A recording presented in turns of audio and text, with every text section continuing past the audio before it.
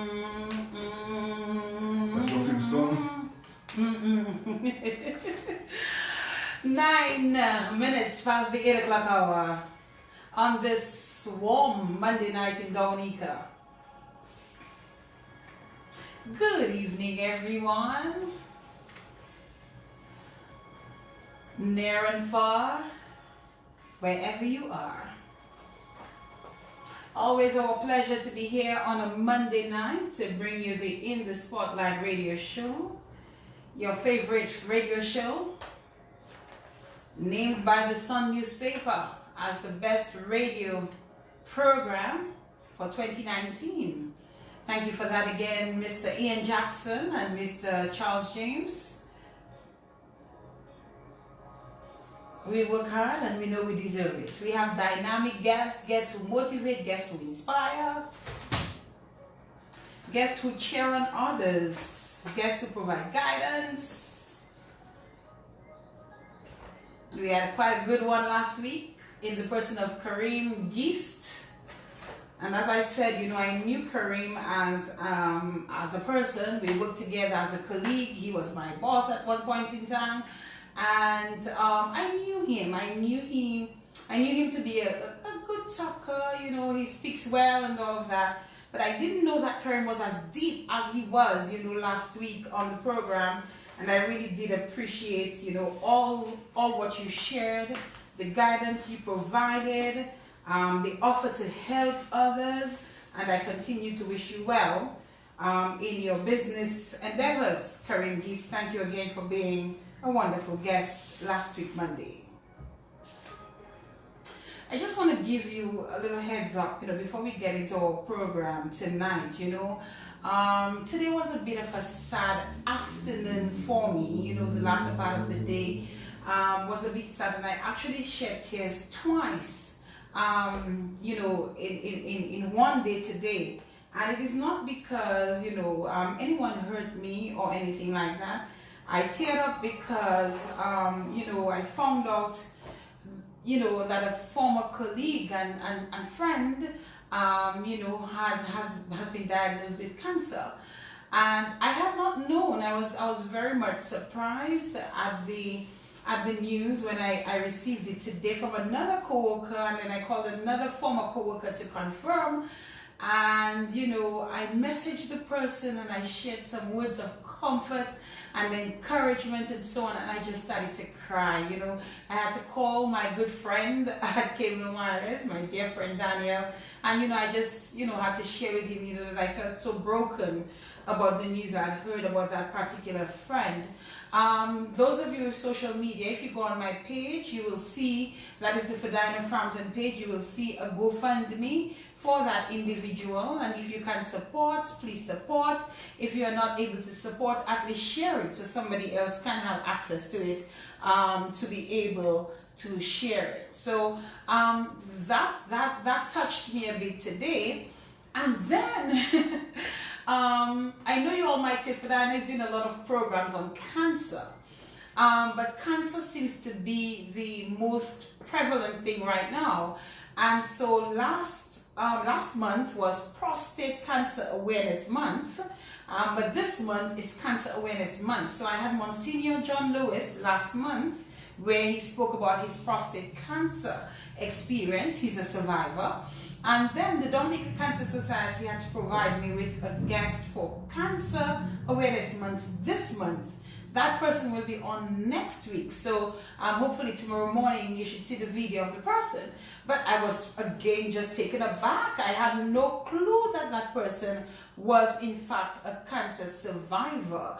So, you know, it really just broke me down for the latter part of the afternoon. And this cancer thing is really deadly. It's dangerous. It's criminal. And I didn't take part in the drive for cancer care yesterday, but from all reports it went very, very well. And I hope that the association was also able to raise funds so they can help those who need the assistance, especially the financial support in seeking treatment, so that they can be better and cancer free. You know, I just really wanted to share that this evening.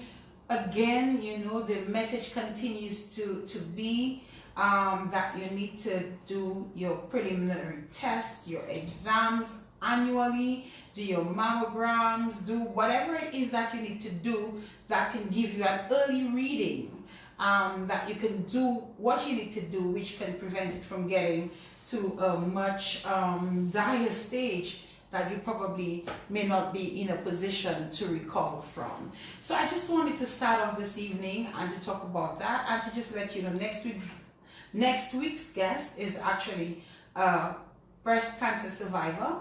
So that's another program to look out for next week. But tonight, tonight I have a gentleman who went to the barber again for me today. Wonderful, wonderful, wonderful. Ladies and gentlemen, let me just acknowledge, as always, Q95 FM Radio, Josephine Gabriel, and the company limited. Jenny, I had to buy my water tonight, but it's okay. I know it's my fault. I'm supposed to come to you to collect my water. So I'll let you know that. Prepare this for me so I can get my water, okay? You know, all the supporters of the program, my friend GK, you know, thank you for your support. Innovate Multimedia for preparing our flyers for our programs. Our silent supporters, you know, who support in whatever way. You know, I have one particular supporter that's working on some t-shirts now for the show, so that we can raise some funds. I hope you purchase them when they're available. We have another who is looking into getting some mugs so we can get them printed and so on. You know, so there's a lot of people. If there's something you would like to do for the show, if you kind of give us a cash contribution, you know, sponsor the show, check the folks out at Q95. Or if you would like to contribute something, whether it's a token, whether it's a gift. By the way, Emil Deputa of Deepex, you know, thank you for making the offer that you have. We'll chat on this in due time. All I will say is whatever we agree on, we have to ensure that Earl Ettienne gets his token, right? For tonight, for being on the program. So we just want to thank everyone. Thank you for choosing our show tonight. Thank you for choosing us always. And we are here.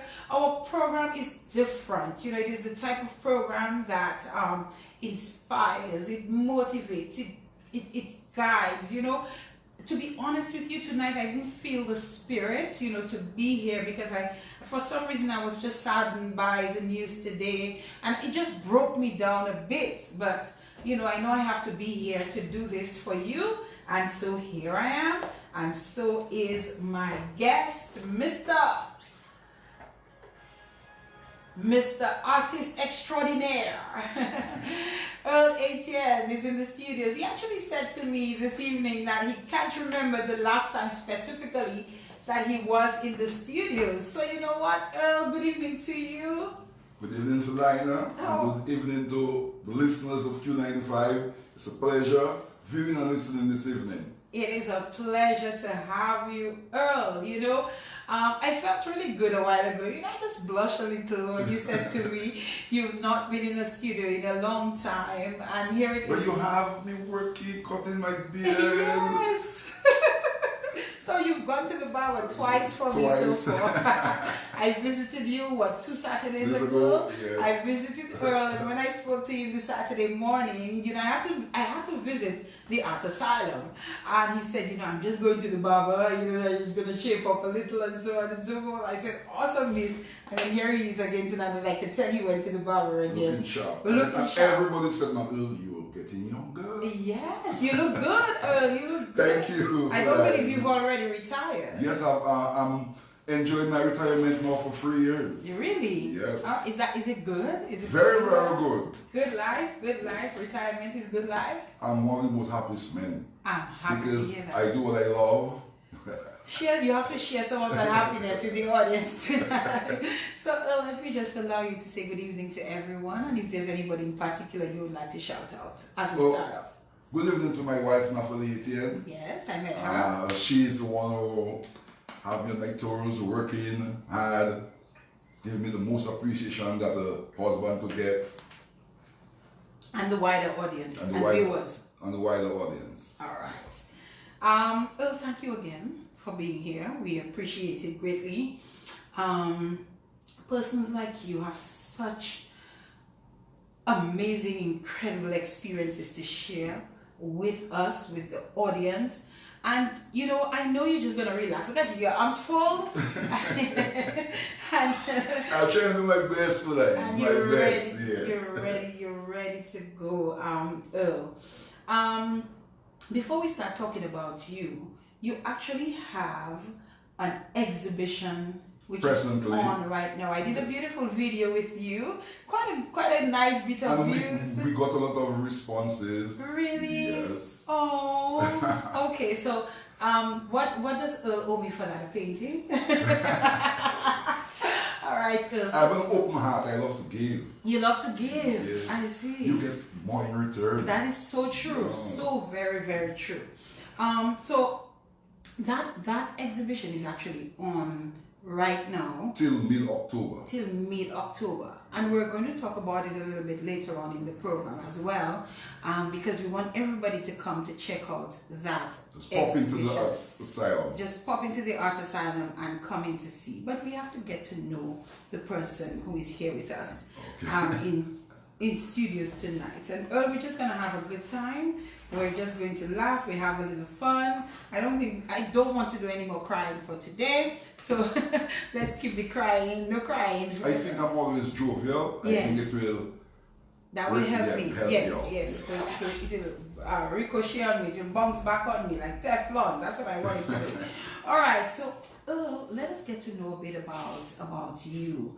And first of all, introduce yourself to us. Okay. If you want to introduce yourself to us. Okay. My name really is Darius Ettienne, not Earl. Earl is an alias. I was born in the hospital in Roseau. That is where the present ministry, the old ministry, not financial center, is located in 1957. My father is Maurice Ettienne from Massac, and my mother was Sheila, they both deceased, so was Sheila Rodney of Maho. But my great-grandparents came from Campbell. Your great-grandparents came from Campbell. Campbell. So you're pretty just within the same vicinity. Parish of St. Paul. Yes, in the I always same tell people I'm from the parish of St. Paul. parish of St. Paul. You said Earl is an alias. How did you get that alias? Because my uncle was a traditional English lover. He migrated to England. So as a matter of fact, he brought my mother up to England where she passed after 10 years. Mm-hmm. So when she named me Darius or my father, he had like Earl of Mountbatten. English, traditional English history. Because a lot of Dominican people in the 50s and 60s went to England. So they were obsessed with becoming English So I was named Earl of Mountbatten, but I had other plans, so I became the Earl of Art. You know, The Earl Earl of is Art. a title. Ooh, I like that. Earl of Earl is a Art. title. Yes.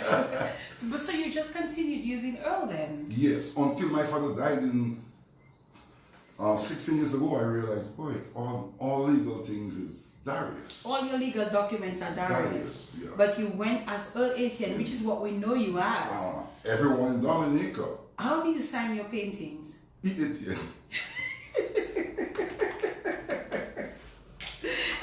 Even now. Even now. 16, yes. even when you discovered that everything was legal Darius. Yes. You signed everything Ettienne. Yes. Even if Earl is not your legitimate name. It stopped. And when I changed my name on my page and so on, everybody wondered, man, what's your name? I knew you as Earl. Especially after my father died and he had a death announcement and so on. Everybody wondered. What am I trying to hide? What am I doing? But do you know I actually went looking for Earl Ettienne on Facebook to tag you in the stuff? It was Darius. I found Darius. I think I put in Ettienne and Darius came up and I'm saying, but that is Earl. Yeah. And we are friends on Facebook. So Earl, has Earl gotten you into any entanglements? Jesus. In any entanglements in terms of your documents, your legal stuff? No, because I only went for my passport, I think it was after Hurricane David. So, and they used Earl. What? So my first set of passports are Earl, but the others have Darius. But how could they use Earl? 'Cause It's not on your birth paper. It was on the paper by the priest, by the church that I brought to them. Registry is Darius, by the church is Earl. So they use the birth paper. I see. So I have a set of passports that say Earl, I have the last that say Darius. Okay. So currently you use Darius. I use Darius for legally. all documents Legally, and yes. so on. Yes. But you still sign your paintings. Earl Ettienne. Earl Ettienne. And I still tell people I'm Earl Ettienne. You are Earl Ettienne. E-E-double-E, right? Like I'm double F. Yeah. So Earl, you were born in Roseau. Yes. And you said your parents came from Massac, Maho, Campbell. Massac, Maho, Canoville, Jean Baptiste, Esprits, we are all related from Campbell, yes. So tell me about your parents. I like to hear about the parents because sometimes it helps me understand who the children are. But Even I don't know my mother. You don't know your mother? No. And some kids are very fortunate to have a mother. I don't know my mother. My mother was Sheila Rodney from Maho, but she went to England when I was a baby and she died. She died in England? Yes, when I was 10. But I was only maybe 1 or 2 when she left. So you remember absolutely nothing? Only a passport photograph. And what stories people tell me. Oh, and you see, you're going to want to make me cry tonight. I don't cry. Oh my goodness. So you didn't know your mom at all? No. Did you even speak to her on the phone? No. But I was 10 when she died. Oh. But she was in England, I was here. But I grew up with my father and my sisters, my aunts, my uncles. Yeah. So tell me about your father. My father, Maurice Ettienne, was born at Springfield, and he was one of, I think, 6 or 7 children. But he did good for himself academically. So he was a very, very smart man. And he had many children. He took care of us. When you say many, Earl, what does many stand for in this instance? 17. 17? Yeah. 1 7? Yeah. Oh boy. But he made sure many of his children did extremely well. Yeah. You said he was brilliant, so what did he do for a living? He was a teacher, he was in the army, he did many jobs. I know he was working at the prison, and he was a fine tailor. He loved art and artful things. Was he an artist as well? Well, tailor is an artist. Okay. Yeah, you can create. In your consideration? Yes, yeah. Well, in my consideration, art is everything, especially if you take it to another level. Because a broadcaster could be an artist. An art is not just ballet, painting, cut drill. Man, you have many cooks, but you have few chefs, great chefs. I think sometimes we put it all in one bubble. And we say that is we what tend to discriminate or put people in categories, but art is the way you live. Let us understand more about the family unit and you know what it was like growing up as a child. Okay. Did you live with your dad? Well, I lived with my stepmother, then I lived with Ettienne and Miss B. Ettienne, like Dr. Etienne's parents. I lived with my aunt at Coroner, with my sister at Soufriere. Wow. Because I used to go out holidays to stay with different relatives and so on. Yeah. And what was that like? What was Very it good. like? You like that? Yes, I did. I prefer that more in school. To go all over the country, nature, I love nature. I grew up close to a river with all the bush, in a place called Canal in Massac. They used to call us country bookie or Batakwai. Because many of my siblings, They like your complexion? Yes, like Matilda Roy. Okay. Yeah. Matilda Roy is your sister? Yes. Okay. Same father. Same father. Yeah. She's married, Roy? Yeah, she's the SVK. She was in the SVK. Yes. Okay, all right. So you enjoyed that element? Yeah, man, I enjoyed nature, so I enjoy going to the garden. I enjoy going to Coroner, Springfield in days when Springfield was an estate. I knew it. That is where I used to see Belle first. Cool. So these are some of the things that you enjoyed as a child. Going to the garden. Yes. planting, weeding, fishing, doing those kinds of things. Yes. That, so you were a boy of the soil. Yes. I'm really a Liblan boy, because Liblan in those days really instilling young Dominicans to love their country.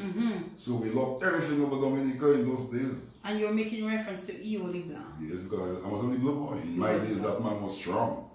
He had a lot of poor black people. And you learned from him. I adored people who love themselves. Liblan, Marcus Garvey, love people. You know, I love people who love themselves. All right. Earl Ettienne, our guest on In the Spotlight, Earl Darius Ettienne, and we're just having a conversation here with him tonight, getting to know him a bit better. So, Earl, tell me about your schooling. Oh, well, I went to Teacher Barbara Preschool in Massac. That is Jean Bestina, Clive Roy's mother. She had one of the best preschools in the area, and Teacher Joseph at Mao. But I went to Massac Preschool, then Massac Primary School, which was situated next to the cemetery in Massac, and then I went to St. Mary's Academy, and then I went to Jamaica School of Art. Okay, how far do you remember? What it was like in all of those circumstances? I'm sure you don't remember preschool. No, yes, I remember preschool. Because I remember, I was so afraid. Mike. I was so afraid of injections. That one, I got an incident for convicted and in preschool. And I told Teacher Barbara, oh, have you gotten a tetanus? I said, yes, at the cathedral. He's a fit because I was afraid of that. It should be the casualty.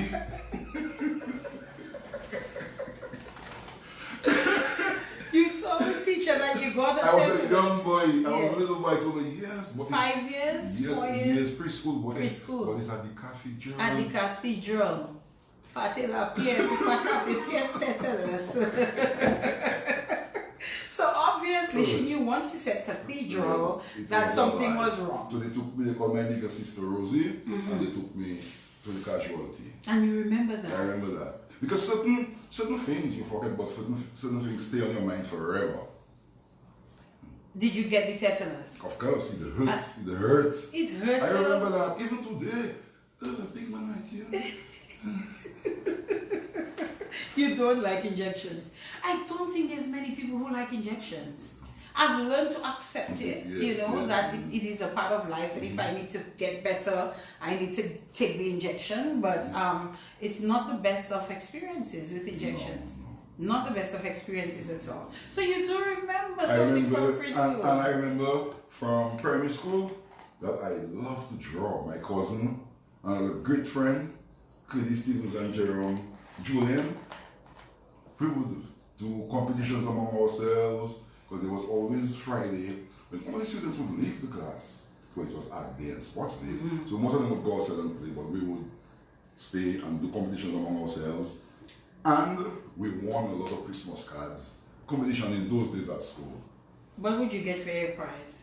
A little book, coloring book. A coloring book. Some crayons. Well, say, that was joy. that was joy for you? Because, yes. Oh my goodness. Yes. So you used to do that among you, used to do that among yourselves. Yes. You would organize your little art competition. Yes. So how would you decide what you would be drawing?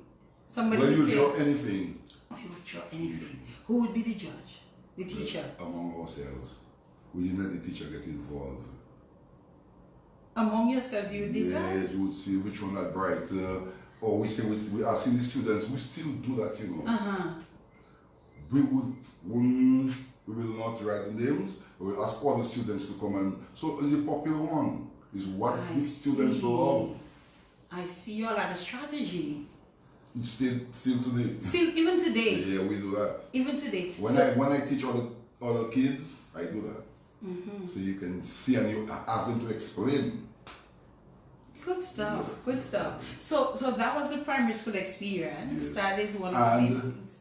When I was in St. Mary's Academy, I never loved school. I could draw a lot because my form we were just musicians, artists, dancers. I used to people like Zairo from Great Victory from Grand Bay. Tremendous was a big time Calypsonian in the north. Many others I just can recall them immediately, but my class, we were sort of talented kids. Eric Augustus, we were all in the same class. So St. Mary's Academy, which is where you went to. But then, just before third form, Brother Murphy told me, you're very cool because you never studied in the past. You have something else planned for your life. Stop wasting your dad's money, man. So I just left school and I just concentrated on art. So you left like school? Like laser beam focus on art. Because in those days, nobody wanted to do art as a career. I see. There was no scope, so everybody thought I was mad. But this guy, Brother Murphy, saw in me the hunger.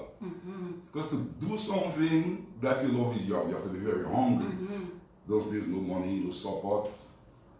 You know, so at Academy, Brother Murphy gave me that idea and I left school. So I don't want to be judgmental, or I do not want to jump to a conclusion that I shouldn't. So you're telling me that a brother of the St. Mary's Academy encouraged you to drop out of school? Yes, because he saw the hunger in me for art. And when it was their anniversary, 100 years old, he came and he was looking for me, but I was away at that time. And I gave my artwork for exhibition at that celebration, which was well received by the brother because he saw, well, what he saw in me, it was fulfilled. It was indeed. Yes. But I just find it a little odd that you would not be encouraged to pursue your academics alongside your love for because art. He saw I was not interested in You just academics. were not interested. I used to draw every teacher in the school. So you would sit at your desk and draw all the teachers? All the time. I still have some of the textbooks, some of the exercise books. Instead of doing your work? But I would just pass. It happened I would just pass exams. But passing is still good, Earl. Passing, I mean, the fact that you were still passing, it means that you were I was retaining certain yes, things. You were good at retaining. Yeah. How did your father feel about that? Oh, if that's what you want to do, no problem with me. Just like that? Yes, my father was a cool man at the end. Aye. Yeah. Okay, so you decided at third form. What are some of the subjects that you were doing though at the school outside of art? Oh, I only love religion and history. Religion and history? Yeah. Everything else, back pocket? Yeah, but religion and history, I love that. Okay. Yeah. Okay, so third form, you decide, okay, brother, what's his name? Brother Murphy. Brother Murphy recommended to you that probably don't waste your father's money. Don't waste your father's money and go to school. Yes, but so third form, you decide that is it for academics. Yeah. Where did you go from there? Well, what was the plan? Well, I ended up going out with a lot of other artists, studying art. We created art movements in the early days, in the 70s. We taught ourselves. Because I was laser focused on being an artist. That's my career. And nothing could deter me. Even so, my family members would say, man, that wouldn't pay you. No, you're lazy at you're lazy fella. You're lazy fella. So they thought art was a lazy man's word? Well, because those days it is only dreadlocks that doing art or dreadlocks doing music. It was a dumb and chum. People being looked down in society. So, yeah. So you went around doing your stuff? Why? But what you love, people should do that in life. What you love, you do it. It makes you happy. But wait, I mean, were you making any money from that? No, my father was supporting me in those days as well. He did. My stepmother used to set me up as well. And my bigger sisters. I have two bigger sisters who took care of me. You know? Okay. Yeah. All right. That's excellent. It's good that you had that family support anyway, because at that time, were people interested in buying art? Were people interested in that kind of thing? No, well, after that episode in school, I left school. And John Baptist of Papio, because it takes some of people to make somebody get successful. And I have to say thanks to many people in Dominica who have supported me, to the names are too numerous to mention. Quite a bit of people, like Orchard Restaurant, Terminal Stefan, Joan Kuzlatig. These people just released their walls to me in the early days so I could do exhibitions and make money. There are countless Dominicans here and abroad that I have to thank for being so happy in life. Yeah. They've assisted you. Yeah, And supported morally, spiritually, financially. They have. Yeah, They have. Let us talk a bit about the individual around that time. You left school. Where were you mentally? I was still a kid, for sure. Yes. But I was, as I said before, I was always wanting to do art. Those days I used to do a lot of t-shirt printing and craft, like fougere, and coconut bangles and earrings. Yeah. So you would do those things to sell. Sell, yes. And So you're not just an artist who paints. No. Those days I could hardly paint, I could draw a lot. Yeah, Okay. I could draw, and then after I got in contact with Papillon, I started to paint because she used to take them for $5 and sell them. And give me the money. Yeah. So how would you describe yourself in terms of your artistry? What is Earl? Earl is an artist who does what? I'm a creative person. You're a creative person. Explain to us what you Well, mean by that. because I can take anything, use my hands on other ends and create something that could make you think, that could make you wonder, that could make you cry. Like I saw at the Art So, Asylum. yes. There's quite a few interesting things going on there, and we'll talk about them. At what point did Earl become the guy with dreads? Was Earl a Rasta, or was Earl just wearing locks? Oh, there was a time in my life I never ate cooked food. So I was the real McCoy. I was living at Maho When did you become that? Do you remember? in the late 70s, In the late 70s. early 80s, but I went to art school in 82. Okay. Yeah. So from the early to late 70s, a lot of Dominican guys sharing that time we were experimenting. Oh, Bob Marley, Marcus Garvey, the songs, the music, the literature we read in those days. Because even though I was at art school, I was a voracious reader. I read a lot of art books, a lot of National Geographic. I read a lot of things that would give me knowledge. Yeah. And so that inspired you to become a dread. Yes, Or a Rasta. especially reggae music and Marcus Garvey and that episode in my life. Yeah. That episode in your life. So you grew locks. I grew locks. You smoked weed. I smoked weed, yes. And you went by what philosophy, what thinking? Well, I was a vegetarian. I was more of a vegetarian than a Rasta. Ah, okay. Because there are certain things that Rasta believe in that I don't believe in. I see. There are certain things Catholics believe in I don't believe in, but I respect everybody. 7 days. I respect the religion, their reasoning, their lifestyle, like I would like them to respect me. Okay. Simple. What are some of the things, for example, that probably Rasta believes in that you don't believe in, for example? If you have Rasta don't eat meat, I eat meat. You eat meat. Somebody told me to ask you if you still eat pork. Yes! You still eat pork. You still very much eat pork. Okay, Frederick Barron, I hope you got your answer right there. Yes. So, hey, you have to be truthful. That's why I tell I'm a very happy man. yes, I can tell. Yeah. I can tell. You I have can to just tell. be truthful with your life, be honest with everybody, respect the Prime Minister, and if other seems they got the same niceness. So everybody will just love you and say, this guy, no hang-ups, no show-off. You know what I mean? Yeah. Just to ask again around the Rastafarian period that we went through. You said it was inspired by Marcus Garvey, Bob Marley. The music of Bob Marley, and some of the others, around that time. What do you remember about being a Rasta in the Dominica context? What that was like for you? It was it was spiritually enhancing, but it was also making you know your roots, know who you are, love for thyself, love for country. Was there any time that you felt that your group or your beliefs or the Rastafarians in the country, you at that time probably being one, was were in any way looked down upon? Yes, Rastas were looked down upon. The Dominican beaten and killed. Weren't you afraid of that at the time? Yes, but young people, when you're young, they say you're being fooled.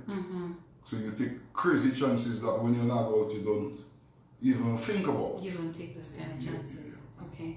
And you decided that's what you were going to be for some time. Yeah, and most of the friends I hung out with, they had the mindset of being artists, being great artists, doing something with their lives. Yeah. Okay. Let us talk some more about Earl Ettienne, the artist. And you said you're a creative person. Yeah. So you can take anything. You can probably take this bottle of water there from Twapito and look at it and decide, you know, probably you can make a couple of bracelets out of that. No, I made for Carnival past, I took many bottles and I made insects. You cut them because they're plastic. Because I like to reuse, recycle, repurpose. Yeah. And so you did that. Yes. So this is nothing for you to take and create And something. since I'm a little boy, when I see things, I don't see them as they are. I see them in terms of creating something out of them. And so you became an artist. What did it mean to you to be an artist? Let me just spell that a little bit. Before, I painted and did exhibitions for 11 years after academy, after I left school. But then I got a break with Olin Booty, who sent me to Jamaica. So I did a lot of, because of my experience painting and doing shows, I had the ability to color, but I could not draw, and the theoretical part was lacking. So, because you leave school. Yes, I left school. Voila. But the 4 or 5 years in Jamaica did great, so it rounded me up again. Because even though you just go to Jamaica to learn to paint or dance, you have to do a lot of theory. The academic stuff. Yes, a lot of theory. So at first it was hard, but then I graduated with honors. You graduated with honors. But you always said you were bright because you would not study, but you were able to retain and you would still pass your exams. So for 11 years, help us understand what type of work you did during those 11 years. I did pretty island landscapes. Pretty island landscapes. Yes. Tell us what that means. Waterfalls. Waterfalls. Flora and fauna. People fishing, people planting. But I had a different take. I was always conscious of pollution or environmental issues. So I would really clean my landscape up. I would take off the telephone poles, I would take off the garbage. So if you view all my paintings, early days, they're very clean paintings. No telephone poles, no garbage, everything is well manicured, well proper. But was that a true reflection of what? Because I grew up, my father and my grandmother grew up in an area where everybody, when a relative of their father or mother dies, they would come to my granny's place for flowers to make a wreath. We had to carry water and clean that row of hedge every day. Yeah, so I grew up in an environment where beauty was essential. Yeah. So no wonder you decided in terms of your first set of work that it would be around what you call it, beauty. Yeah, environmental issues. Yes, and so you did those, and what was the feedback like to that? People love them. Even today, people love landscape. People love nostalgic things. Things that will remind them of their childhood.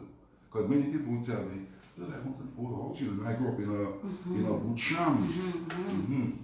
So that is the type of things that people like. But an artist needs to develop, so he cannot stay doing that same thing. He can't rest on his laurels forever. So you did that. People bought your paintings. Oh, yeah, I remember at a trade show in Martin School grounds. A lady who became my patron had bought many of my paintings. I was executing a painting. Right there. In the trade show, she said, stop, as is. Those days, $300 was big money. Big money. And there was by Trini jeans. And there was this guy, when you're young. So you take your $300 and you go by Trini and buy jeans? We bought jeans, because it was a group of us. And in those days, when one artist make the money, we share that with. Oh. Yeah. With each other? Yeah, we had a group. Tom Dick have had many artist groups. And we helped each other. Even today, some of the members of the past groups, we are very great friends. Yeah.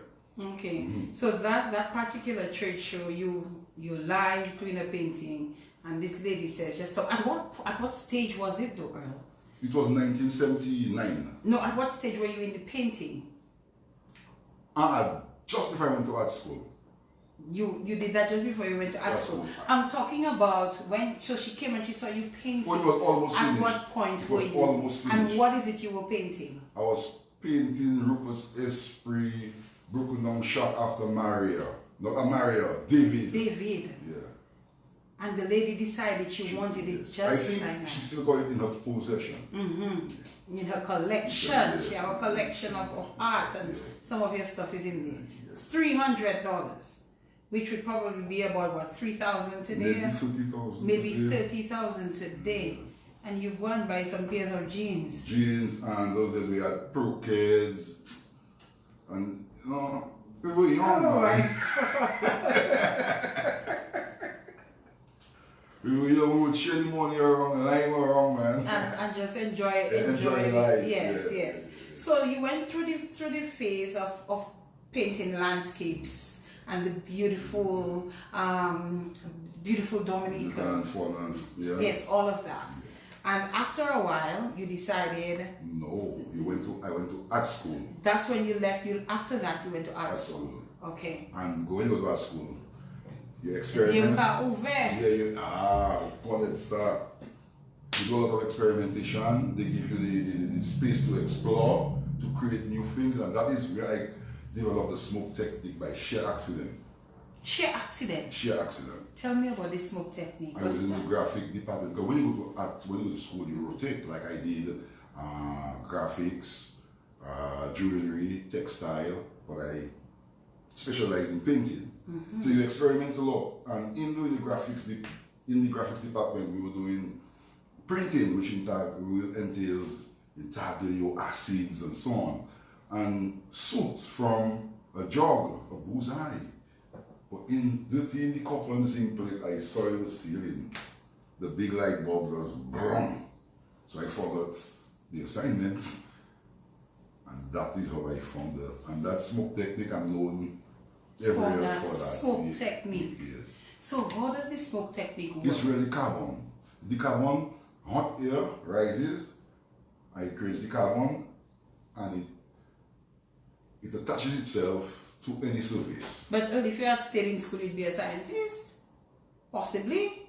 Well, because of some strange things in our mind. Indeed. Indeed. So you developed that smoke technique, and what did you do with it, Earl? I took it all over the world. I first used it in Guadeloupe and Martinique, and it was a big thing here. People loved it. I was invited to many other shows. Tell us some more about the Jamaica experience. Which one of the universities that you went to? We went to, I was not the only one. In my time, there was about 15 of us government sent to study art. You had dancers, you had people from the theater, you had music. Who were some of the people you remember who came along with you, if you recall? Nigel, Francis, Daryl Philip, Steve Hyacinth, Ali from Granby, Jacinta David, Arnold Tula. It was a whole group of us, and not just art, there were other people doing other things. So it was a big group, and imagine every independence when we were there, we used to have all the celebrations and so on. But but in art school, I learned more theory. Because after 4 years, you have to write thesis, you have to do this, you have to do that. So I learned a lot of theory, which helped me a lot. Theory helped me a lot. It expanded my imagination, my vocabulary on art and so on. Yeah. And that worked out for you? That worked because, my God, when you have a paper that will document, people respect you more. It's true. And I proved that. Yeah. So overall, how would you describe the Jamaica experience? Was it UWI that you went to? No, Jamaica School of Art or Edna School for the Visual Arts. I see. Okay. So how would you describe overall that experience? That was very rewarding. It changed my whole vision of art, what art is all about. It made me see art in a completely different manner. And you decided afterwards that you were coming back home? Yes. As a matter of fact, I think too long I got jobs to stay and teach, but we rather would come on here. But at the time, you know, how lucrative was being an artist? I mean, you said $300 was a lot of money back then, you know, but was that a once in a while that you get a $300 or so? No, after we came from art school, we did exhibitions and paintings we needed to sell. I see. Because there was a kind of renaissance, a rebirth, a revival of all arts. And a respect because you all had gone off to university. Came back with papers. That's right, with papers, the papers.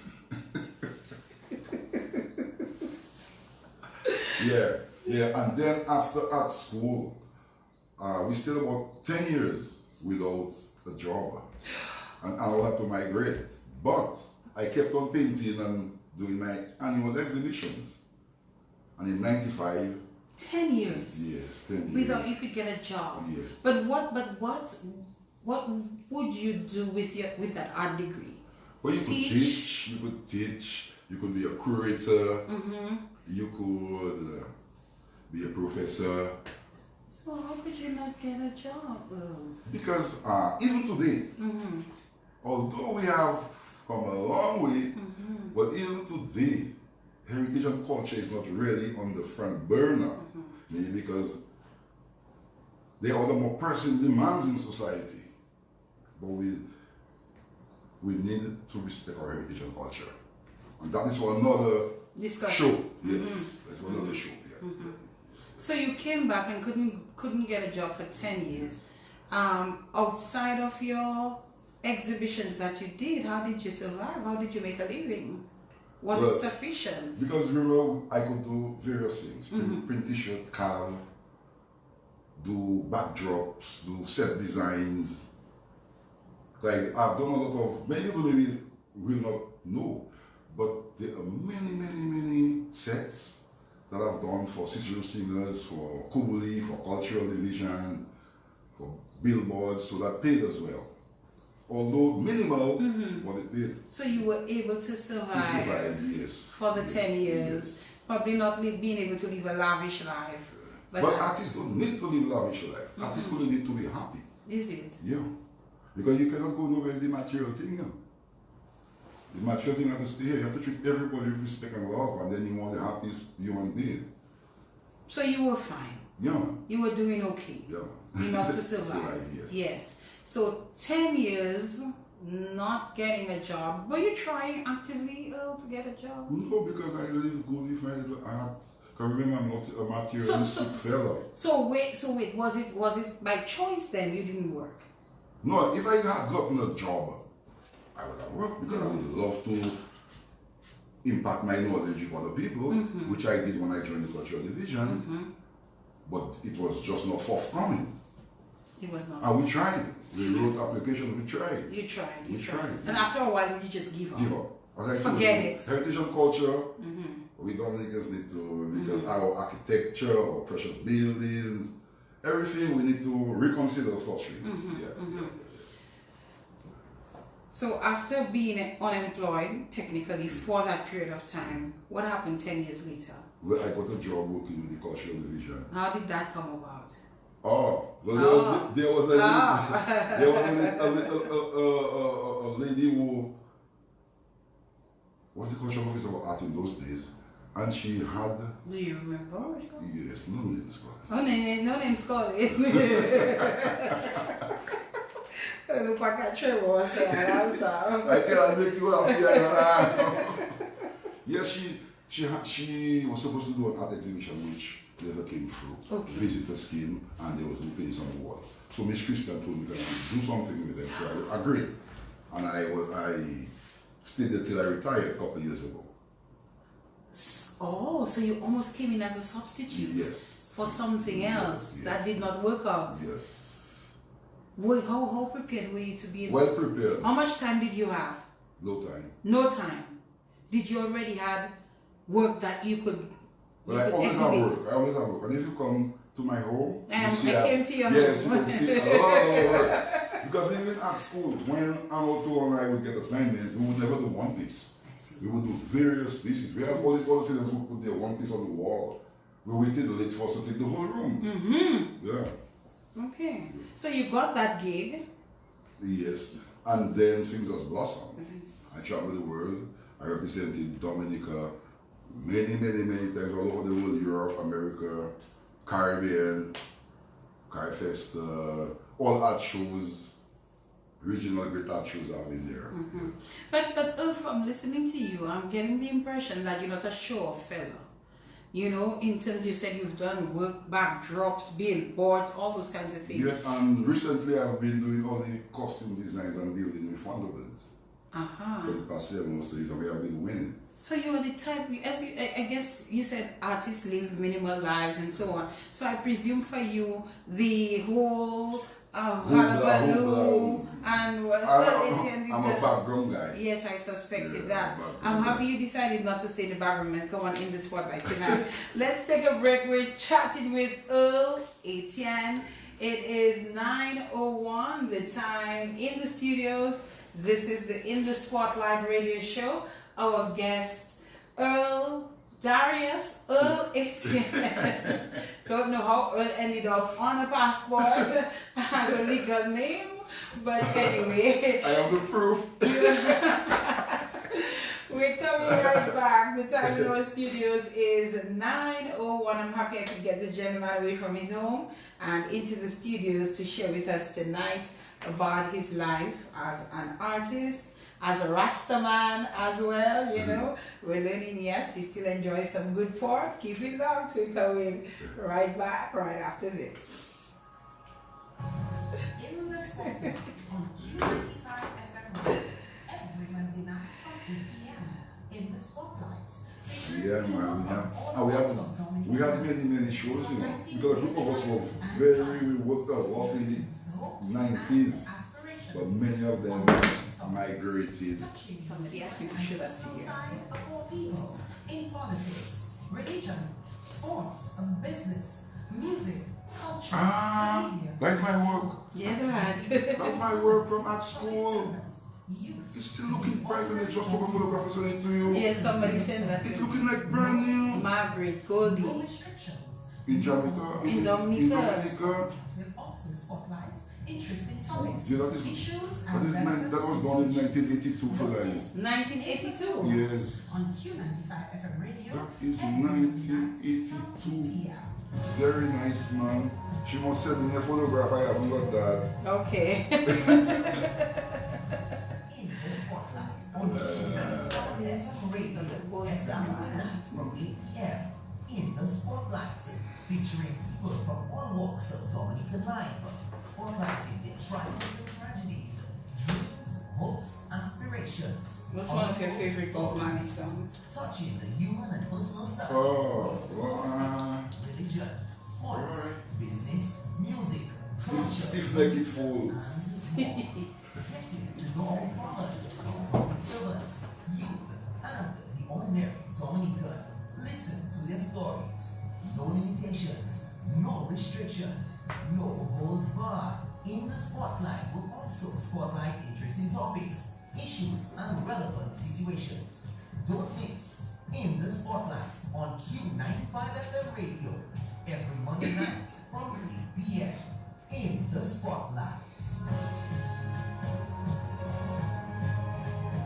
long this show? 4 years? Was that? Your show, 4 years? 7 years. 7 years, wow. Yes, I've been doing That's longevity, eh? Yes. So I go overnight and finish it at, you know. Ah, yes. Some show just... Well, I've had breaks for whatever reasons after Hurricane Maria, other times, I've been either sick or whatever the case is, like I did eye surgery 1 year Okay. and so on, but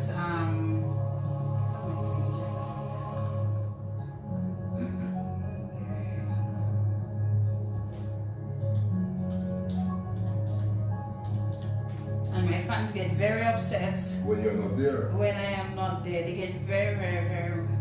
What are they doing to the man in their soup? Oh.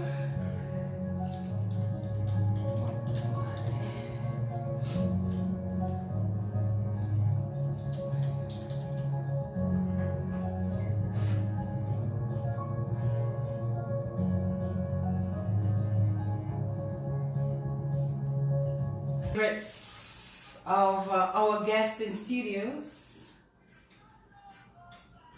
one of his influencers, the legendary Bob Marley. This one called Stiff Necked Fools. What about this one, Earl, that has you appreciating it so much? Well, that is how lay people say conscious music, but it really speaks to the heart. It speaks for humility. Yeah. And that's what you are. That's what I'm That's all what about. you exhibit. That's what you present. Yeah.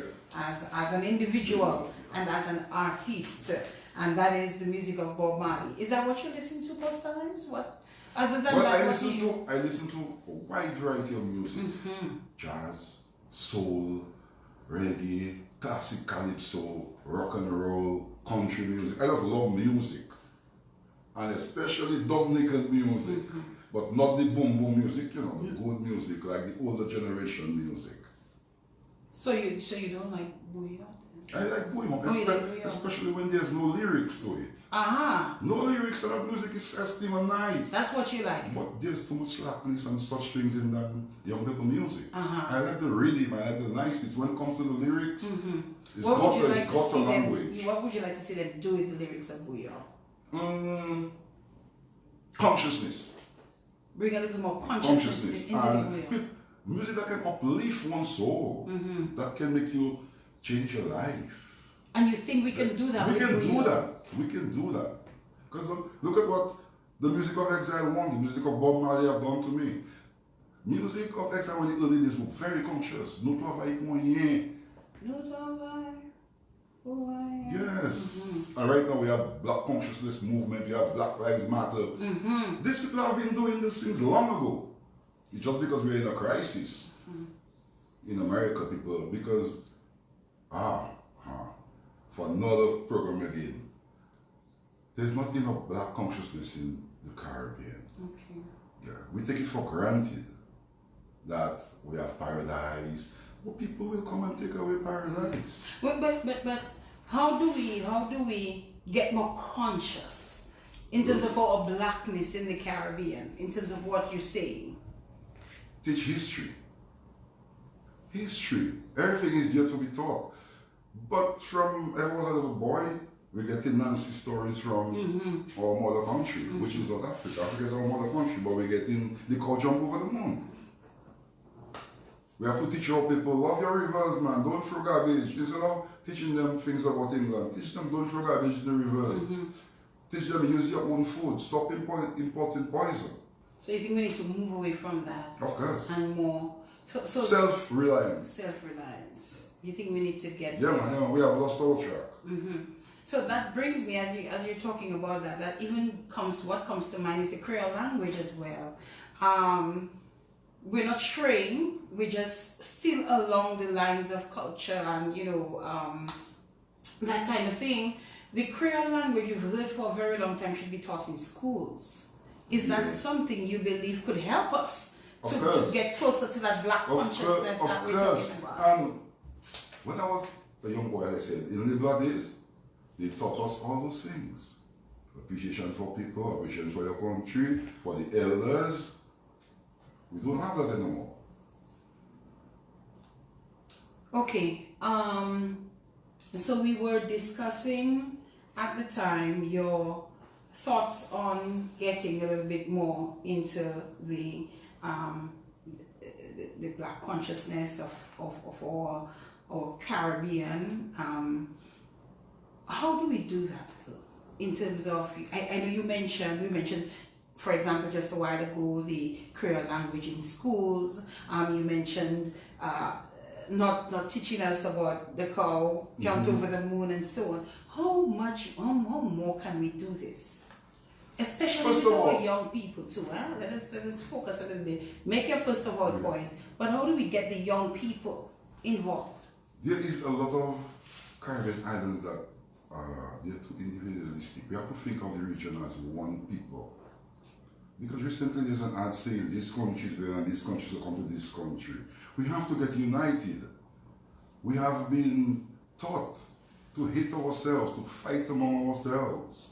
When you love yourself, you get together, you see your brother, your sister as yourself. No matter which island you come from. And another thing I see happening in the Caribbean, immigration. I cannot go to some countries without being harassed. Or then you come there, you have enough money. But on the other note, you see thousands of people just flew past you, and you're in your own country. In your own country. Okay. We must get together again. We must, yes, I suspect that. Yes. All right, Earl, let's talk more about Earl the artist. So you're saying that your most well-known style is the smoke technique. Yes. What other techniques do you use as an artist? Personally, I use a lot of coconut gauze. I use a lot of Dominican different color soils. What is coconut gauze? Is it It's not the fiber. It is what protects the fruit. It is like the white gauze in the hospital. It is just natural and brown. I name it that way. I never heard the name nowhere, but because it looks like gauze, I just call it gauze. Really? What part of the coconut is that? So, close to the flowers. It protects the flowers. And it's very sturdy. It's very strong. So you use that? I use that for texture. Texture. And when we talk about texture, so you're doing a painting, what role would that? It makes it rough or sumptuous, like you want to make love to it, touch it. Yes. So you use the smoke technique. I use dirt, sand. So you use the coconut. You call it coconut gauze. So you give it your own name. Yes, because it is similar to the gauze they use in the hospital. Okay. Yeah. And then you use dirt. I use dirt. Anything I can lay my hands on. I use doilies, as I showed you with my father. Doilies. Yes. I use anything I lay my hands on, and that inspires me. Talking about inspire, what inspires you when it comes to painting? Life. I tell you, I'm happy, man. I'm happy to be alive. I know when I die, God's going to tell you, why you enjoy life so much? Go and spend some more time down there. He's going to send you back. I'm going to send you back for a little while. Oh my goodness me. So life inspires you. So anything. Yeah, I can get depressed. I can get joyous. But it triggers something in my mind to create. And you decide, I'm going to create this. This with the appropriate materials, the materials I have at the moment. Oh, Auntie Pearl just joined in. So good to hear you, she says. Yes. Thank you, my darling. Is there a particular time that you paint? Is there a particular day that you paint?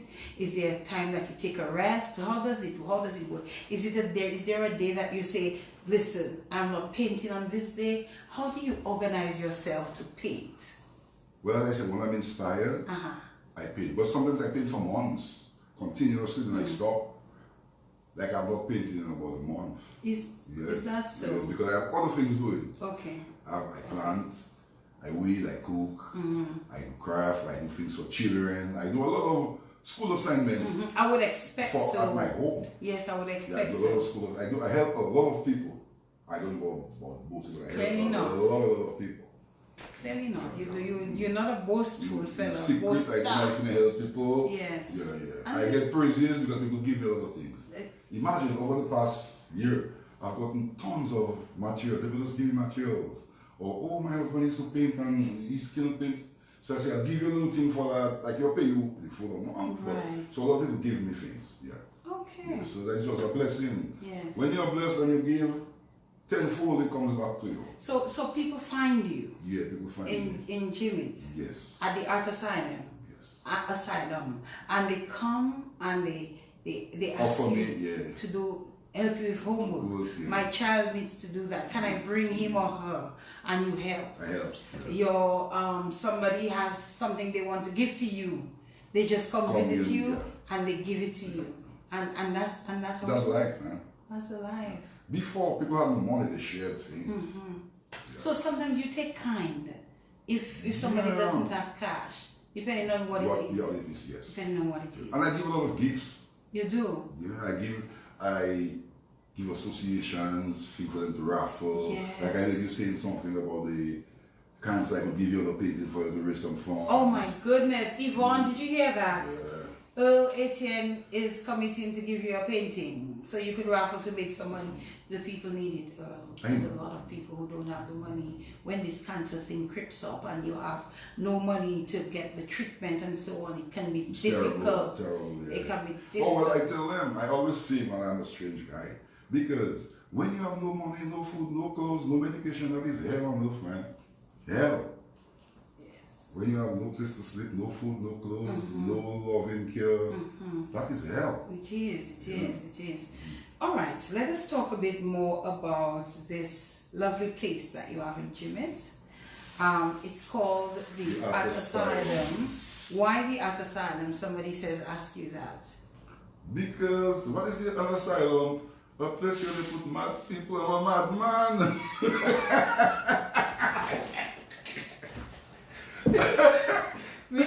Me say that Earl Catherine was said that. You have to be Come and take Earl. You have to be alone and to be an artist, you know. Or creative individual. Pearl, did you hear me? Pearl, come and take Earl.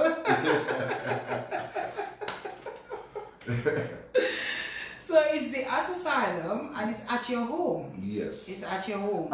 It was always my desire to work from home. Now, of course, everybody working from home. But that is always my intention, to have my studio, have my gallery at my home. So I could wake up to work in the night, anytime I want to do something. Where you brought me to your office area, is that where you actually do your That's painting? where I create my work. That's where you create your work. You have a yard as well. I Yes. noticed there. Do you do work out there as well? I do work out. Because there's some flowers and so on. And it's very breezy and cool. Nice. Yeah. And you need that Yeah. when you're working. And sometimes I work more at night when there you have no phones, no vehicles, nobody comes to your place. Well, you on the phone now. Let me tell you all. You'll send Earl a message now, he'll answer you tomorrow morning. I suspect it's the artist in you as well. I always tell my wife, don't answer the phone because people trouble me. What color to buy? I have my work to do. But my phone rings a lot. It does, I'm It sure. rings a lot. So people just want advice. They want help for the kids' homework. They want, they have a, like somebody came to my room this morning. Oh, you don't make the work the cutouts again. I said, no, I did a lot, check my Fadel. She said, no, they were destroyed by hurricanes. So I told them to go to another artist. So. But people always come to my room for things. Or to help them with an idea or draw something. Because many people can visualize certain things, but they cannot create it in 3D. So that is where you have to have a technical person with technical knowledge of bending wire, cutting wood, so you can make costumes and make things for decor. So people come to you for Always. all kinds of things, and you're always willing to help once you're able. I accommodate people. Like I said, I like to police people. And you know what? You know what I admire about you? Your spirit. You have such a good spirit. You're so joyful. I came to your home and it's like, you know, I felt so at home and so... I'm always accommodating. I try to make people feel good. Yes. And you know... What is the point of putting down people, making people feel bad? Yes. You have to chirp one another, then it will be a very happy, happy place. What was the drink you gave me?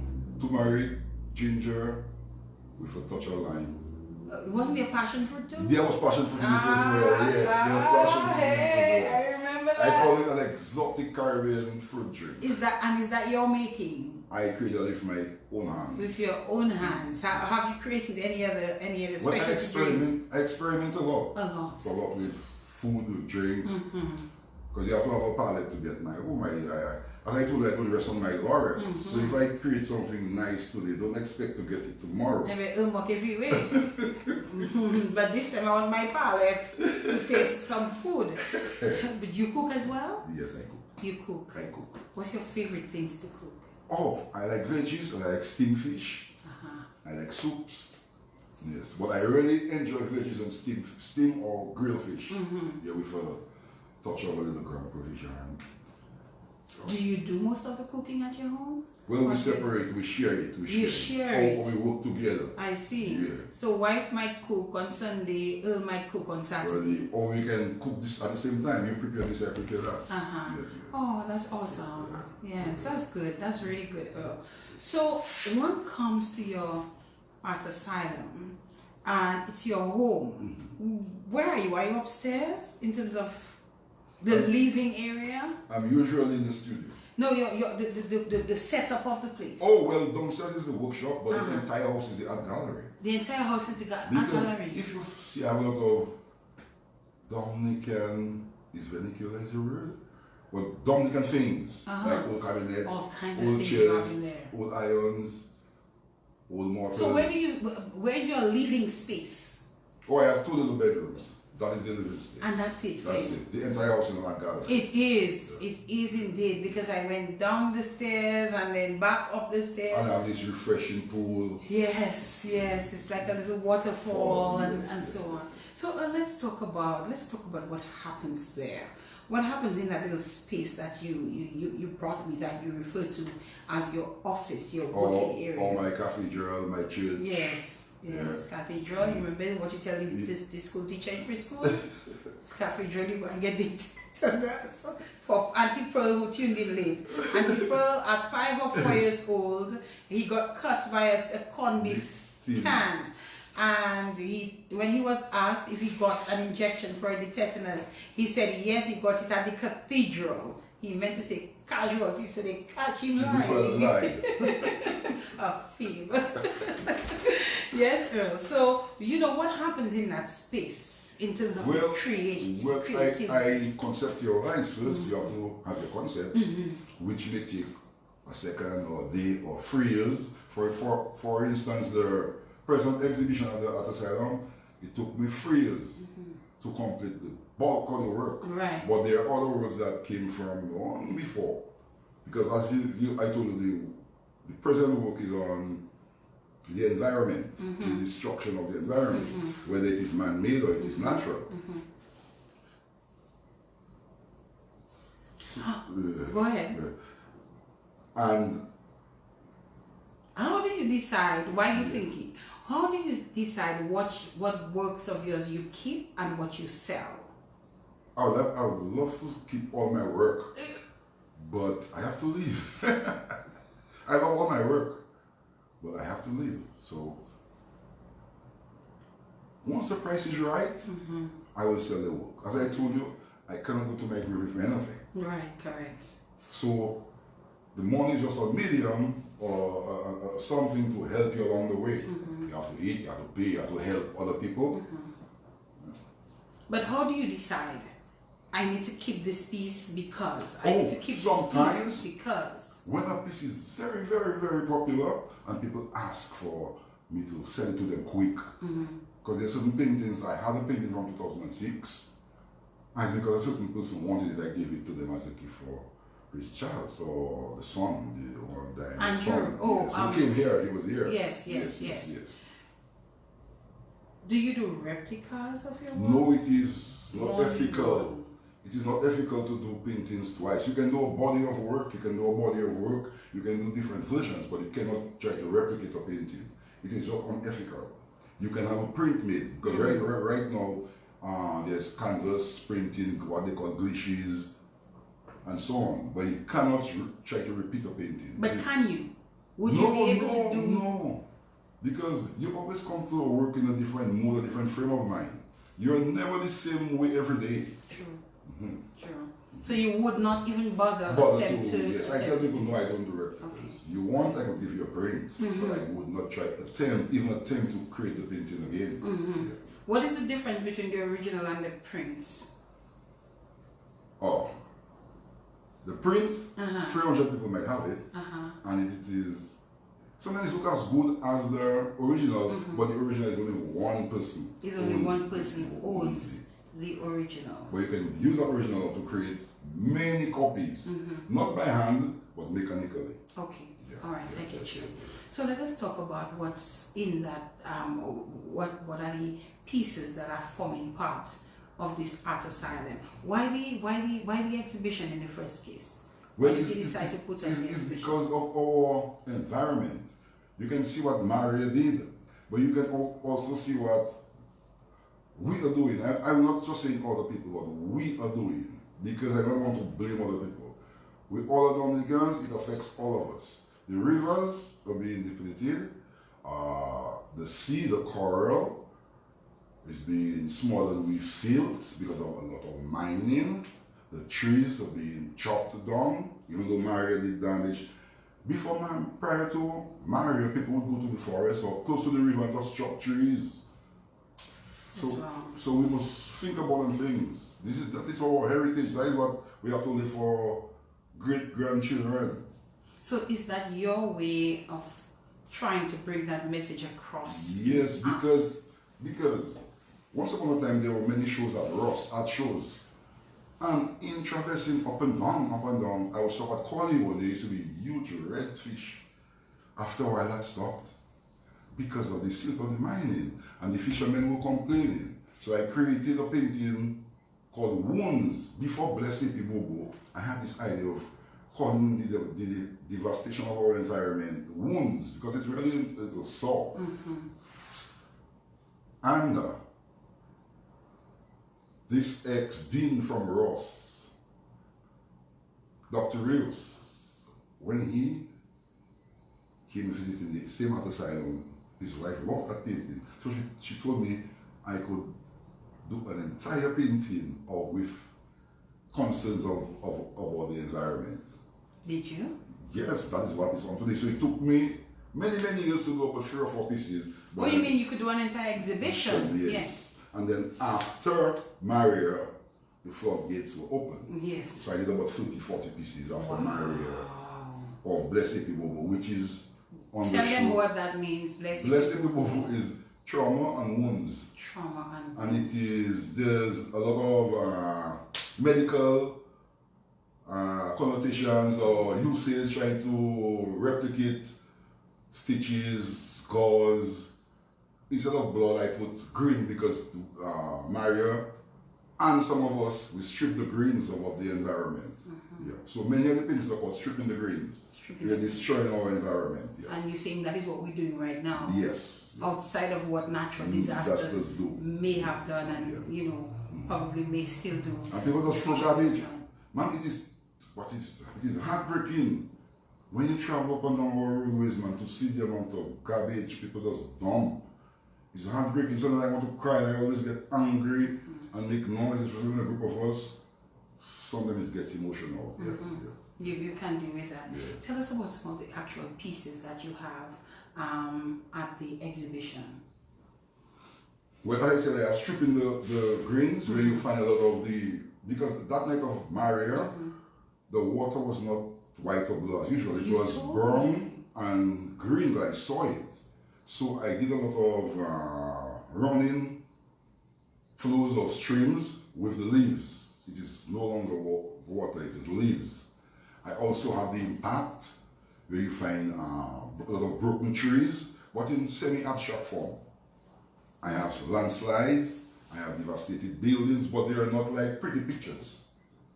And most of them are covered with bandage or plasters. And there is one of Madame Maria.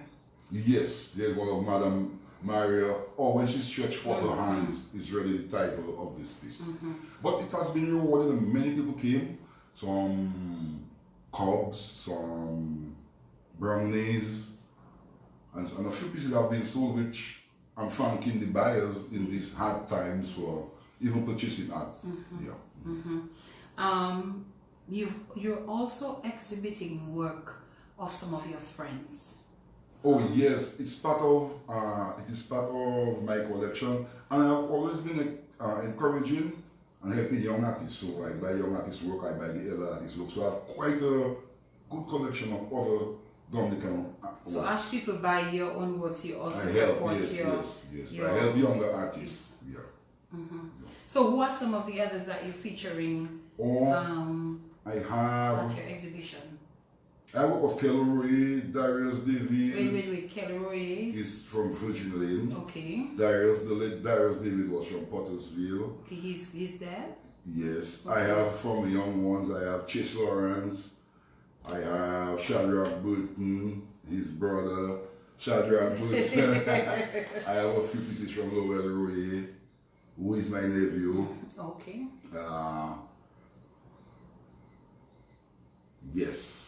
Yes. And all too long. Yes, and I really felt good about that when I came to see you, and while I did the video, just to help give you some publicity. When you mentioned to me that you actually have work of other artists as part of your exhibition, I thought to myself, this man is very unselfish. You would want to think that if I'm doing my work, I'm doing my work only. No. It is better to work as a group. Forget other people. When you work as a group, you can get more things done, and you can lobby.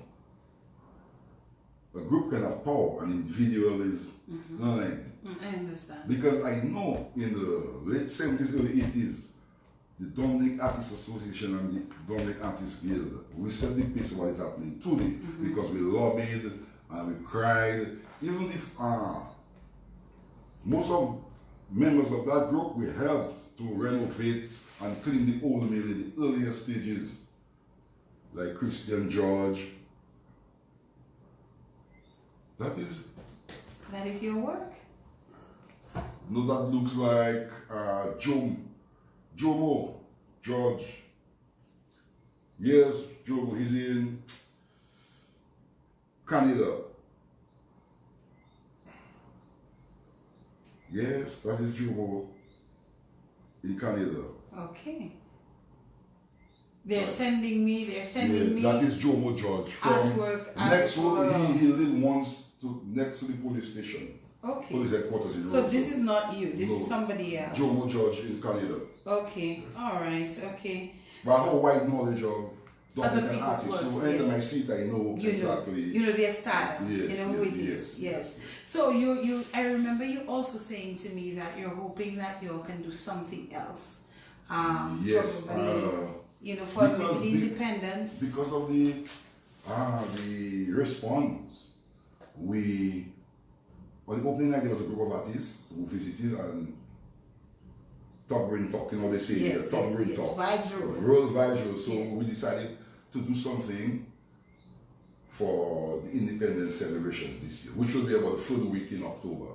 Mid to third week in October. So you all are working on that? Working on that. It's a work in progress. It's a work in progress. And it could happen. It will happen. Okay. One of the other things that I noticed at your exhibition, which I really hope that many more people get an opportunity to visit, was some of the local artifacts, the old irons. There was so many of these beautiful things that you had. I mean, the value of these things, or do you know how valuable these things are? Yes, because I've been helping the cultural division for many years during Heritage Day to showcase some of these items. Yes. So do these belong to you? Yes, they are my personal collection. Tell us some of the things that you have. I remember seeing the iron. I have goblets. The iron they would put on. There's goose and there's cow fair. The cow fair is the one they would put on the coals. On the next one, they would put the coals in it.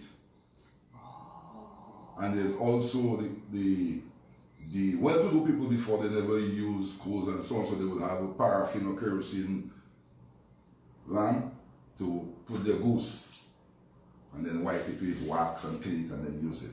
I also have something they call a rime maker. The rime from the lime, they used to roll it very, very gently without puncturing the lime itself, and they used to get this rime, which was very expensive. I also have goblets, as I said, sewing machines. What are goblets? Old goblets is something to preserve your water to keep it cold, made out of clay. Ah, yes, I saw those. I also have a lot of old equipment like planes, like pipe range. It's quite a bit. It's quite a bit. It's yes, quite a it's bit. quite a bit. It's quite a bit, and it really gives you this I nice have old nostalgic. furniture. I also have a lot of old furniture which they don't make anymore. Like you have sofa beds, you have armchairs, you have Morris chairs, recliners that they don't make. So wait, so some of the chairs that I saw there were actually part of the exhibition? Yes, but in my home, so everything is part of the exhibition. But not for sale. So wait, It's not so for when sale. we went upstairs, you were actually in your living room then? Yes. And the bedrooms are higher up. higher up. Yes. So it's really good stuff that you have at that exhibition. Things you could use. Yes, things you could use, but things that our Valuable, our ancestors used to make magic. Yes. Things are so much easier for us these days. You know, Too easy. You plug in an iron into electricity into a plug, and You you're don't good need to no go. encyclopedia None anymore. of that. Everything is on the World Wide Web. You know, you have your mobile phones. It's so different, but it's important to know Your history. your history, and it is at your art asylum. It's at your exhibition, and person should really go and Take a look. at I would this. say it's like a mini heritage. It's like a mini heritage. It's really good stuff, and don't forget, I don't know if he gives everybody the juice, but Well, this was a special thing just for the show. Just for the show. So everybody who comes to visit the show will get an exotic Caribbean fruit Right. made by myself. it may not necessarily be the one that I had. Yes. It could be something else. Totally different. Something totally different. Yes. I heard you make a good smoked fish. Yeah. They're selling you out. Yeah. They're selling you out. And they're talking about the broth and all of that good stuff going on there. Your people, your friends are actually selling you out. Yes, before smoked fish was popular. Uh-huh. I used to do it a lot. You used to do it a lot. Yeah. What would you do with it? We had a little hangout. Stew? No, you do. No, I mean, what would you anything. do with the smoke? Oh, you can shred it and it tastes like smoked herring. You can cook it in broth. You can do whatever you want to. Yeah. But it tastes very good when you shred it. When you shred Or it. when you use it in coconut milk. Okay, all right. Earl Ettienne, our guest, time is already creeping up on us. It's 20 minutes to the 10 o'clock hour. This is the In the Spotlight radio show. I wanted to give Earl another one of his idols. Yes, Chandong Babylon. Chandong Babylon. Oh, it's Not available in your zone. That's what it says. That's what it. 9:42 is the time in the studios. I really wanted to get that actual tune there, but we actually we're doing it. Here we kind of get it on YouTube. So sometimes we have to take it as we get it.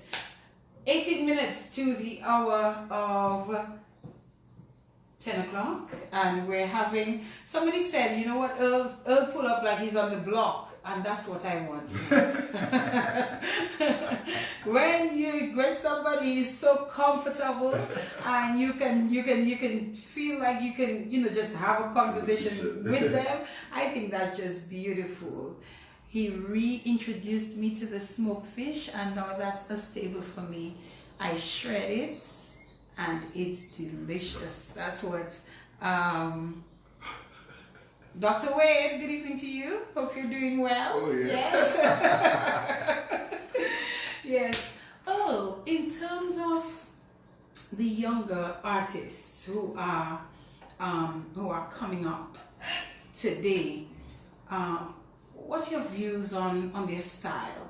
We have great talent here. We have great talent. We have great talent, and it's a pity that what should I say? We need entrepreneurs for the art system business in Dominica. We need people to import very good materials. Although people import materials here, they are not 100%. We need people with art galleries. We need people with patrons to buy the young artist's work. You're going to buy this guy's work. I remember when I saw the painting, man, that gave me the energy and the vigor to create more. So I'm just begging that people help the younger artists, buy their work, support them, visit the shows. Yes. Do you think that they are encouraged? Yes, at the moment? Because there's the third revival of Dominican art, you know. Everything that comes in circles. After we had that great run, late 70s, 80s, 90s, something, there was a lull. And I think the present generation created a new group. I helped them, I assisted them with Craig Stedman and the late Jacinto David. We helped them to get off the ground. So and they're doing good things, but I wish they could do more. Yeah. And how can we help them to do more? I know you said buy their the work. Visit the art shows. Do we sponsor them? Sponsor You know, them, give yes. them a contribution. Yes. You know, encourage them. Because they're Donate materials to them. But I think buying their work is the main thing. okay. Because we have a lot of new buildings in Dominica, walls. After Maria, there's an explosion of new walls in Dominica.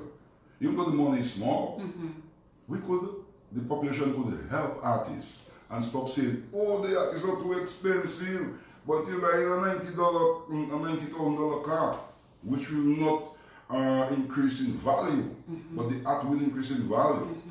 I know the painting is not a necessity, it is a luxury item, but you're helping a human being.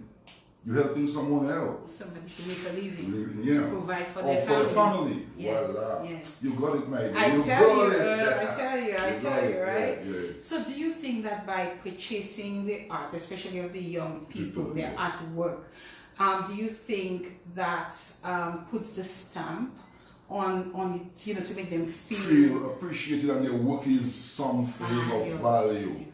Yes. Yes. So we need to do that. We need to do that. Yes. Who are some of the young ones that are out there doing continuous? I know Shadrach Shady for sure. You know, I always see him doing stuff. There is this young guy from Cassie Bruce, from Calibishi, Chase Lawrence, he works a lot. You have quite, I'm not the name now, but you have quite a bit. You have this young guy from Coliho, you have this Haitian guy in Maho, you have Lowell, my cousin, my nephew, you have Harris in Point Michel, you have a lot of young girls now. Girls as well. A lot of girls. And there's this, she just came from Jamaica and she does lovely work. This Eugene girl, she does lovely work. There's this Rose, Samara Rose, she does. There's quite a bit of young ladies now. There's Nikki's daughter, my former co-worker. He's actually on, I can see his bubble hair. Yeah. Hi Nikki, good evening. So you see, there's a lot of young talent, but we need encouragement. They need money.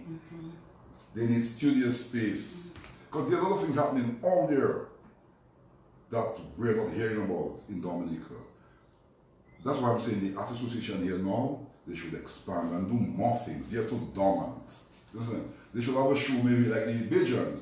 The Bajans have shows over and over, Jamaicans, the Trinidadians, and the young artists, they should read a lot, know what's happening in the world of art, know what's happening, especially in the Caribbean.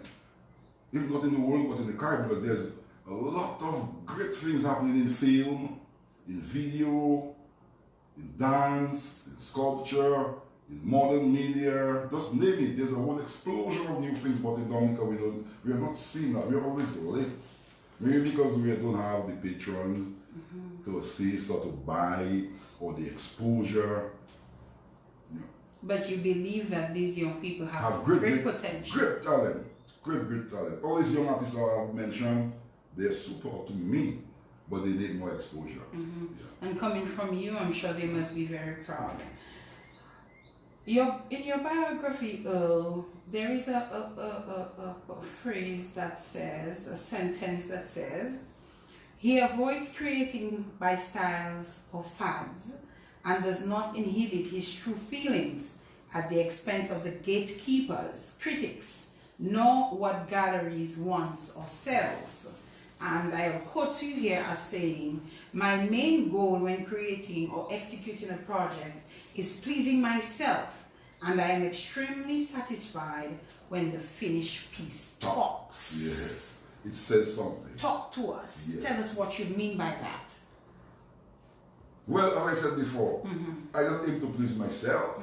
I want to be happy, so being happy meaning you respect other people's opinion, you respect other people's lifestyle, but you care about yourself first and foremost. So the gatekeepers are those who think they know everything about art. They could make you or break you because critics can make or break you. Those are the people I call the gatekeepers. Then you have the gallery owners. Their main ambition is to make money, not really develop art or the artist. So I don't do things just to sell. I do things from my heart. It can enlighten people or teach people something. Yeah. Where are some of the places that you have exhibited outside of Dominica? Right. I think I've exhibited, look, I heard there was so much. I've exhibited. Share with us, we want to know. Listen, you are one of the greatest for us in Dominica. I'm a hard worker. You are a great Dominican, with a unique talent, a special talent. And we love our people, and that is why you are here tonight. Because I want people to know, a lot more about Earl Ettienne. Yes, we've heard the name Earl Ettienne. We know he paints. That's what we know. Yes. That's what we know. We know he paints. But he does a lot more than painting. As we are discovering tonight. Well, I've represented Dominican promotional events. You see? Tourism events in about 10 Carifestas. Curacao. 10 Carifestas. Yeah. Curacao, St. Lucia, Antigua, Grenada, Barbados, England, France, United States, Switzerland, Austria. I've worked with 3 governments. I've been traveling under this Charles, under the workers, and under this present government. So I work with anybody who loves Dominica, man. How do you decide what you take with you when you go into those exhibitions? When you take paintings that can get you emotional, it could be a landscape or an abstract that can speak volumes. Yes. Something that when I look at it, it will shock you, it will talk. Yeah, it talks to you. Yeah. So that's what you because take. Because most people do not know what is a great painting. But sometimes when you look at it on the wall, you say, yes, I want that. Yes. Yes. Well, but you see, the artists know you have to have composition, balance, use, texture, but the normal person, you don't care about if they love it, they love it. That's it, and you buy it. You buy it. Yes. And so you've done shows, well, you've been part of exhibitions in all of those places that you mentioned. So you're international. Yes. You're definitely international. I will not, but my work have been plagiarized and copied many times in the Caribbean. Yes. Yes, so I've been advised by lawyers to take it further, But so yeah, because I did a piece. This is sad. I did a piece in Martinique in 2000. It was plagiarized and taken to France, and we had this big tussle. The writer had to apologize to me and say he didn't know if I have the proof, so I sent him the proof. I've had many of my pieces plagiarized or stolen. Oh, and how do you deal with that? You just let it go? Because you cannot go in your grave with that. Yes, but it's your work. You give yourself stress. No, but it's your work, so you're supposed to be able to. Yes, but sometimes you're going to give yourself more stress, more headache. You think? Yes. By going to fight it. Why fight that? I can only everything. Why give myself stress? You've won some competitions. Yes. There is a poll that I actually have on my page and on the show's within the show's group and so on. And we asked the question: you've won a competition. What was the value of your prize? And I put 50,000 US, 25,000 US, 50,000 EC, and 25,000 EC. Which is it? It's $35,000 US. You actually won a competition. What competition was that? It was a clinical calendar competition, and all over the Caribbean. They had to choose one artist from every country. So they had a competition on the competition various islands. And I did a huge belly piece which won. But I've also been selling work for great money, but I don't have to. No. I'm not going to ask you what was the cost of your highest piece you sold. Well, really, children, people should not really look at art and think about the money. No. They should think about art and see the message. Is that so? Because most artists want to say something. Yes. They want to communicate. Yes. It's communication. But some people just say use it as decor, as investment. You know what I mean? Yeah. But really, I like art that talks, that sends a message. It says something. Because in art school, my tutor would tell you, well, you have great technique, but content. Content. Yeah. And that is what you focused on. Content. You must say something. It could be identity, it could be culture, it could be environment. Your work must, because you're there for a purpose. You're not there just to, you're not created just for that. You're created to help others. Helping others might not be cooking food, giving it to them or giving them cash, but helping others could be educating them. Do you copyright your work? Well, once I don't have to do that. Once it is created by me, it's already copyright. That is the law.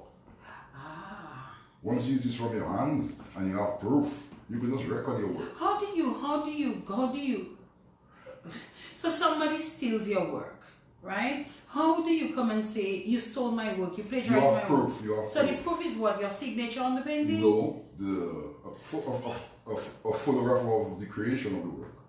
Yes, but is the photograph dated? You could date the photograph, you could put it into an envelope and store it. That works? That works, yes. Somebody could say you could have taken the photograph, you put your own dates. Because most time people steal or plagiarize your work, they don't have the original. They have a print or an imitation.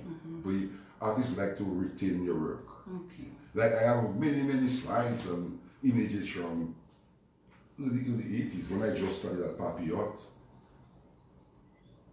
I have slides. I have a vast collection of old Dominican artwork. Because that's been always my life to be an artist, do art history. Because I wrote the first book about art in Dominica. You wrote a book? Yes, for my thesis I had to do an art book. So it was Absorb and Create, the introduction to art in Dominica. It was not accepted initially because there was nothing written on art in Dominica before that. Okay. So after we came back, Mike Jones and we started doing more research and elaborated on the version that was already created. Yeah. Okay.